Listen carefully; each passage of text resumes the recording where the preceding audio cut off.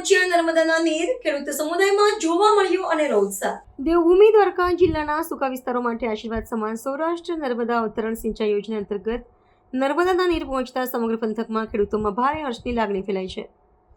લાંબા સમયની પ્રતીક્ષા બાદ નર્મદાના પાણીથી સ્થાનિક જળાશયો અને ચેકડેમો છલકાતા કૃષિ ક્ષેત્રે સિંચાઈની વિકટ સમસ્યાનો અંત આવ્યો છે।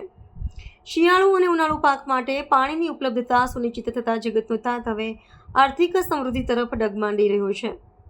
આ યોજનાની સફળતા પાછળ રાજ્ય સરકારના જળસંપત્તિ વિભાગનું સુદૃઢ આયોજન અને ઇજનેરી કૌશલ્ય રહેલું છે, જેના દ્વારા સેંકડો કિલોમીટર લાંબી પાઇપલાઇન બિછાવીને ઊંચાઈવાળા વિસ્તારો સુધી પાણી પહોંચાડવામાં આવી રહ્યું છે।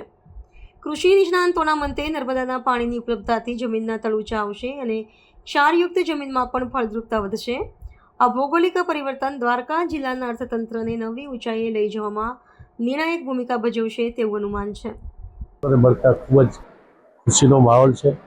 ગામડામાં આ ચેકડેમો, તળાવો અને નદીમાં પાણી સૌની યોજનાનું આવવાથી ખેડૂતોએ સૌની યોજનાના પાણી નર્મદા મૈયાનો વધામણા પણ કર્યા છે અને જે 3 કિલોમીટરમાં આવતા ચેકડેમો, તળાવો છે એને પણ આવનારા દિવસોમાં ચેકડેમ, તળાવો ભરવા માટેનું અત્યારે સર્વેની કામગીરી પૂરી થઈ ગઈ છે।